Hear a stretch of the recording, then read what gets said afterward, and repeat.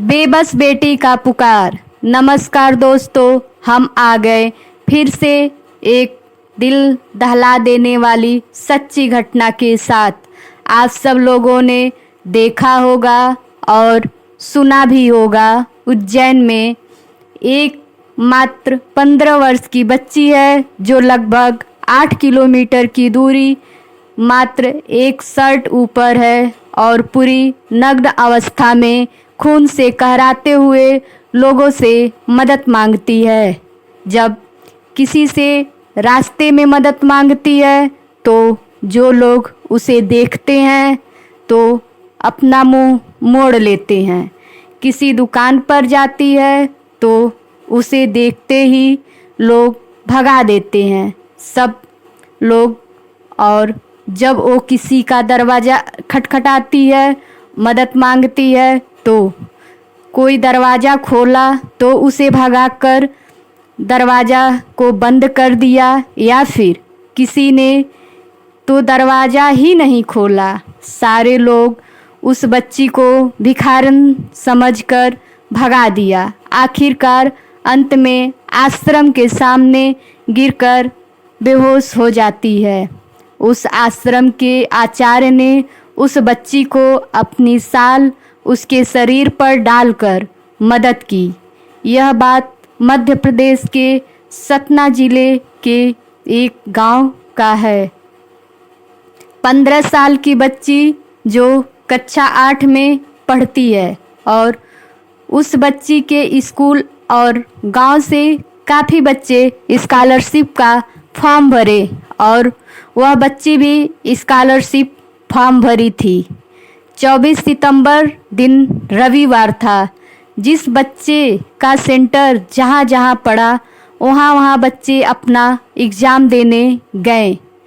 इस बच्ची का भी सेंटर उसके गांव से दूर मध्य गांव में पड़ा, जहां एग्ज़ाम देने एक साथ कुल 8 लड़कियां एक ऑटो से गईं, जिसमें इस बच्ची का उस सेंटर पर नाम और रोल नंबर नहीं था।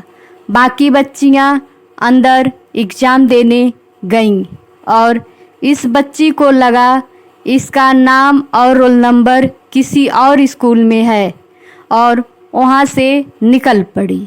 और शाम तक वापस बच्ची घर नहीं आई। तब घर वाले काफ़ी परेशान हो गए। बच्ची के परिवार में बाबा, दादी, पापा और भाई हैं, माँ नहीं है। काफ़ी लोगों से बच्ची के बारे में पूछा और अंत में बच्ची के बाबा रात 10 बजे रिपोर्ट दर्ज कराने गए। वहाँ पर एक महिला कांस्टेबल ने बोला, हो सकता है बच्ची अपने मन से कहीं चली गई हो, कल तक देख लो, नहीं मिले तो कल सुबह रिपोर्ट दर्ज कराने आ जाना। बाबा और साथ में कुछ गांव के लोग घर लौट आते हैं और घर वाले अपनी बच्ची का छानबीन करते हैं और बच्ची नहीं मिलती। तब फिर सोमवार को बाबा और उनके साथ में कुछ गांव के लोग रिपोर्ट दर्ज कराई और पुलिस भी नाम मात्र रिपोर्ट दर्ज करती है, कोई कार्यवाही भी नहीं करती। और इधर बच्ची स्कूल से निकली तो उसको लगा कि उसका नाम और रोल नंबर किसी और स्कूल में है और वह पास के जैतवार स्टेशन पर जाती है। लगभग दिन के 11 बजे एक ट्रेन सतना एक्सप्रेस आई और बच्ची ट्रेन समझ नहीं पाती और उसमें गलती से बैठ जाती, जो जैतवार से उज्जैन गई। ट्रेन से लगभग 12 से 13 घंटे का सफ़र था। दूरी लगभग 790 किलोमीटर दूर था और वहाँ रात के 12 बजे ट्रेन पहुँची तो बच्ची बाहर आती है और कुछ ऑटो वाले से मदद मांगती है। उसमें से एक ऑटो वाला बोलता है, आओ चलो तुमको तुम्हारे घर छोड़ देते हैं। और बच्ची बैठ जाती है और रात में लगभग 3 बजे रहे थे। बच्ची अपने बयान में पुलिस को बताती है कि रात के अंधेरे में सुनसान जगह पर ले जाकर उसके साथ घिनौना कृत्य किया और काफ़ी रोई चिल्लाई, लेकिन जब मैं पूरी तरह खून से लथपथ हो गई तब उसी नग्न अवस्था में फिर दूसरे ऑटो वाले के साथ सुनसान रोड के किनारे छोड़कर चला जाता है, जो कि फिर बच्ची आखिरकार हिम्मत करके, जो कि अब कुछ सुबह हो चुका था, मदद मांगती है, जो कि किसी ने भी मदद नहीं की। किसी ने मुंह फेर लिया तो किसी ने देखते ही दरवाज़ा बंद कर लिया और किसी ने देखते ही अपने दरवाजे से भगा दिया। फिर आश्रम के सामने सुबह 10 बजे बेहोश हो गई।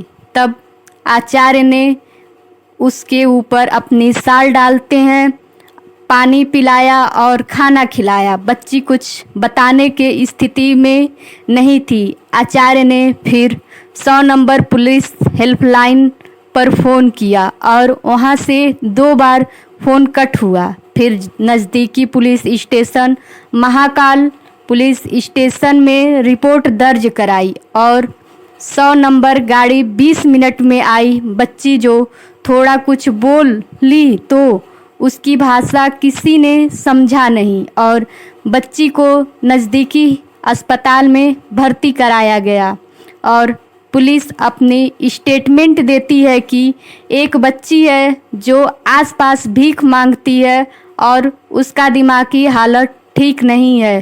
फिर बच्ची को नज़दीकी हॉस्पिटल में भर्ती कराया गया था।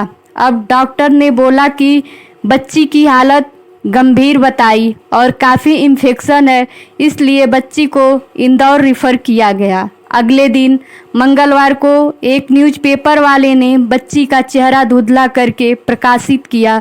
तब उस बच्ची के गांव में एक व्यक्ति ने पेपर पढ़ा तो बच्ची के शरीर पर